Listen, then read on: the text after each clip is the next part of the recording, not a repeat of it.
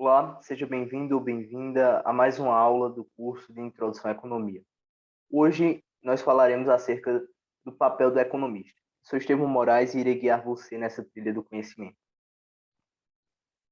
Então, nessa aula, eu irei detalhar quem estuda economia, ou seja, o economista. Nós falaremos acerca do economista e qual o seu papel. Falaremos também sobre o bacharelado em ciências econômicas. É muito interessante abordar isso, principalmente da visão histórica, porque muitas pessoas desconhecem. Falaremos sobre o Conselho Federal de Economia. Acho interessante também trazer isso para vocês, haja vista que existem poucas discussões, poucas coisas que detalham algo sobre o Conselho Federal de Economia. Falaremos sobre a profissão do economista, as informações gerais, as atividades desenvolvidas, o símbolo da profissão, e um breve resumo também. E, por último, o que é ser economista. Como todas as aulas, trarei a bibliografia utilizada para preparar essa aula.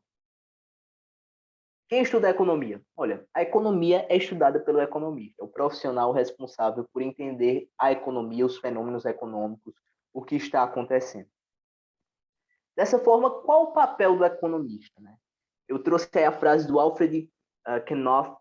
Ele diz que um economista é um homem que declara o óbvio em termos do incompreensível. Ou seja, o economista é aquele profissional que olha, fala coisas tão simples, né? Mas baseado ali aí, em cima de coisas de magnitude incompreensível, haja vista que a economia acontece por causa das pessoas, né? Da humanidade.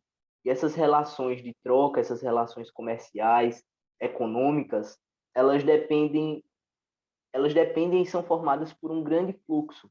Então, acaba sendo algo tão incompreensível, tão distante, mas que está dentro da nossa realidade.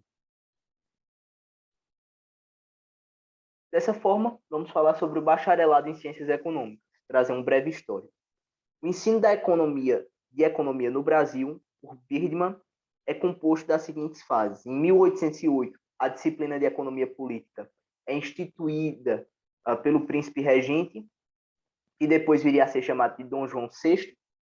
Em 1945, incorpora-se a ciência econômica ao sistema universitário do Brasil, cria a criação da Faculdade Nacional de Ciências Econômicas, na atual UFRJ, ou seja, a UFRJ aí sendo uma das primeiras a ter o curso de Ciência Econômica. Em 1946, a criação da atual FEA, USP, certo? A Faculdade de Economia da USP. Em 1946, também, a implementação do Núcleo de Economia da Fundação Getúlio Vargas. A Fundação Getúlio Vargas acabou indo também ali para a questão de uma sociedade jurídica separada do governo, então trouxe um núcleo de economia para a sua instituição.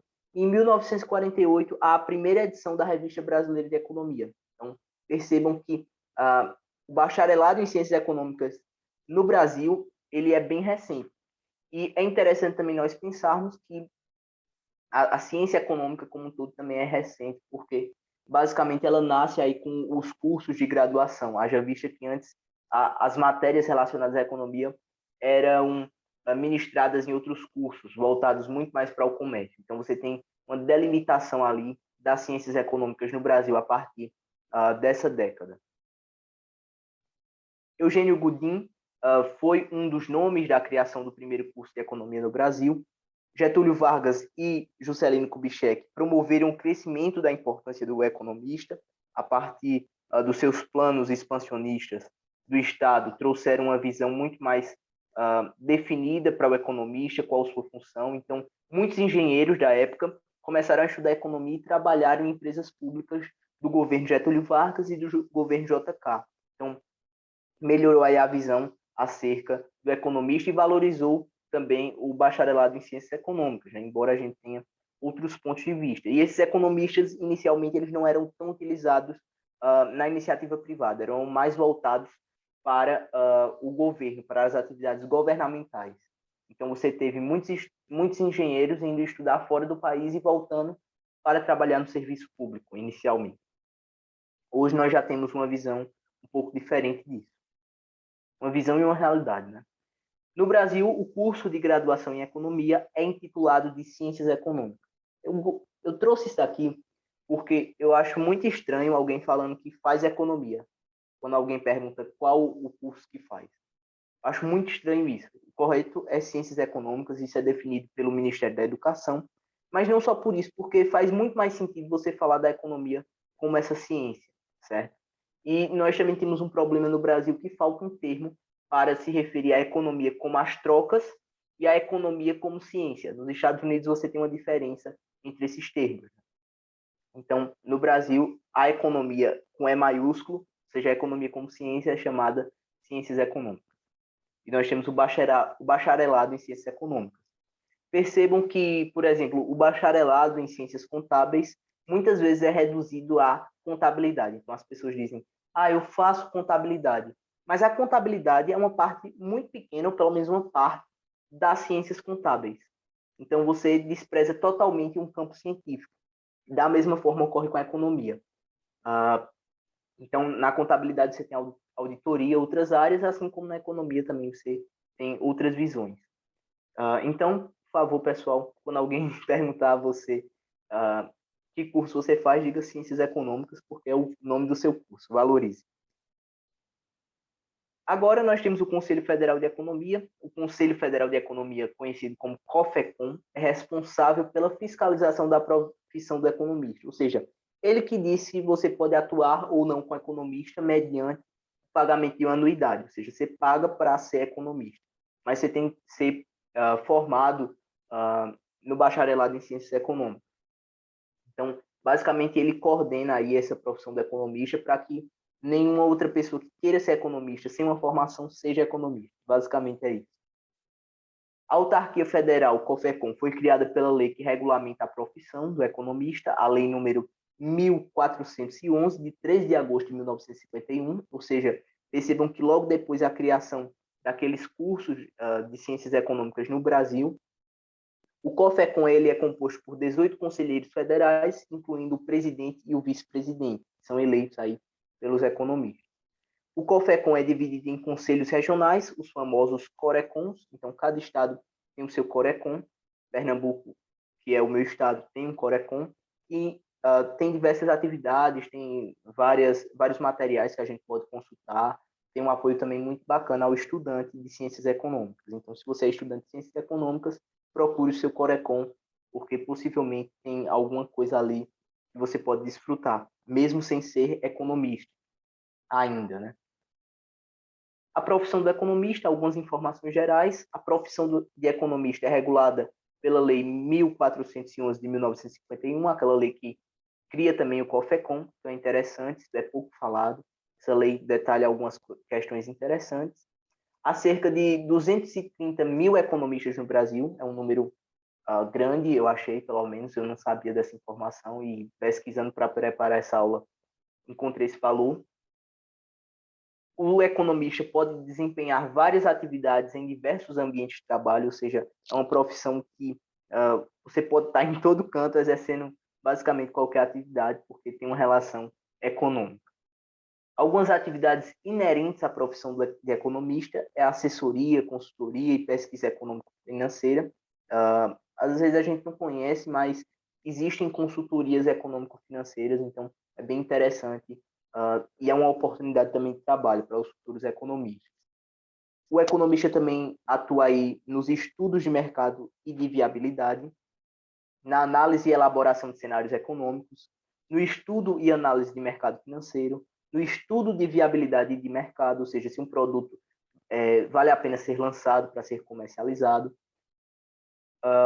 na avaliação patrimonial econômico-financeira, na análise financeira de investimentos, essa é uma área muito seguida pelo pessoal aí que se forma em ciências econômicas. Auditoria e fiscalização econômico-financeira, também é uma área muito interessante. Consultoria econômico-financeira independente, ou seja, você trabalhar de forma autônoma. Arbitragem e mediação. Auxílio em perícia judicial e extrajudicial é uma área também aí pouco conhecida, mas que é uma área bem interessante, haja vista os honorários que você pode receber. Então, essas são algumas atividades desenvolvidas pelo economista, podem ser desenvolvidas. Esse é o símbolo da profissão, certo? Qualquer coisa vocês também podem pesquisar mais sobre a significação dele. Em resumo, os economistas estudam como as pessoas tomam decisões na alocação dos recursos escassos, estudam como as pessoas interagem umas com as outras na busca de seus interesses e analisam as forças e tendências que afetam a economia em um nível geral. Então, se nós pudéssemos reduzir todas as possibilidades de atuação do economista, seriam essas três aí, né? Estudar como as pessoas tomam as decisões, estudar como as pessoas interagem e analisar as forças e tendências que afetam a economia em um nível geral ou mais local também. Então, o que é ser economista? O Paul Rougon, ele traz uma visão bem interessante. Ser historiador ou economista implica, antes do mais, ser indivíduo de cultura geral, ou seja, um indivíduo com um amplo conhecimento.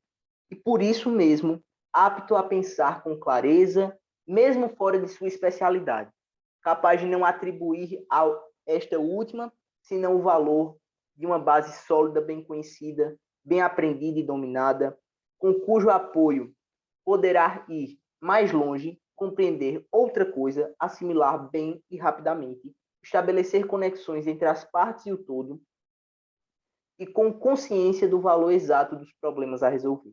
Então, essa é uma frase que eu tirei de um artigo do Paul Rougon. Perceba que até o termo apoio aí está grafado com acento, mas eu tirei da mesma forma que estava lá. Então, é interessante, né, perceber que o economista é esse profissional que tem um conhecimento geral sobre várias coisas, e mesmo em uma área que não é a especialidade dele, ele consegue atuar porque ele vai pesquisar, ele vai procurar o conhecimento, e dessa forma ir mais longe, compreender outra coisa que parecia ser distante, e assim sucessivamente. Então, é bem interessante essa visão que o Paul Rougon traz.